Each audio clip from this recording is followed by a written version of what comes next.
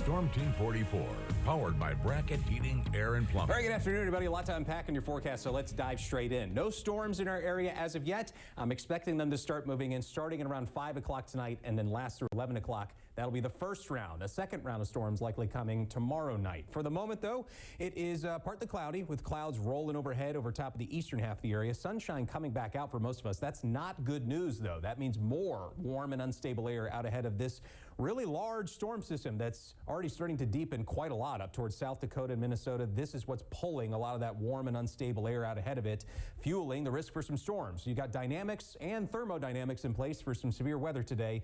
3 out of 5 risk up towards Lake Michigan for severe weather. For us, with this first round coming in later, it's a 2 out of 5 risk, not quite as high. The second round tomorrow, that's what I'm more concerned about. The ingredients are definitely a bit stronger for tomorrow, and we are right in the bullseye of that 3 out of 5 risk. All across the Ohio Valley, we could get some really potent thunderstorms with the low pressure system coming in.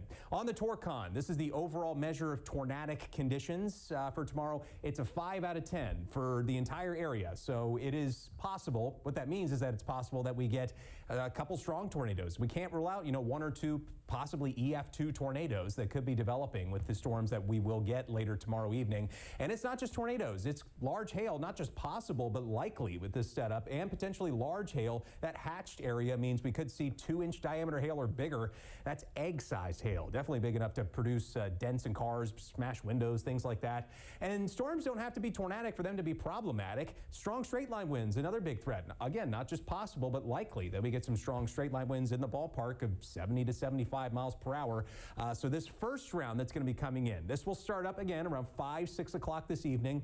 The storms will be definitely strong, but probably not as organized as the storms that we're going to see tomorrow night. So we have to have our guard up, but I'm more concerned about the main events that will likely be coming in tomorrow evening. We will likely get some storms again tomorrow morning. These could pack a little bit more severe potential, but again, the main event, that starts around 1, 2 o'clock tomorrow afternoon. Boom, huge push of storms that comes in. Here's 3 p.m. tomorrow, pretty much covering the entire area. We could get some really strong storms that roll through. Along the cold front itself, it's also possible we get some strong storms. That comes in around 7, 8 o'clock in the evening. Anything that pops up along this line could also be packing some severe potential as well. Fortunately, though, by the time we get to 10, 11 o'clock tomorrow night, the front sweeps through and things clear back out.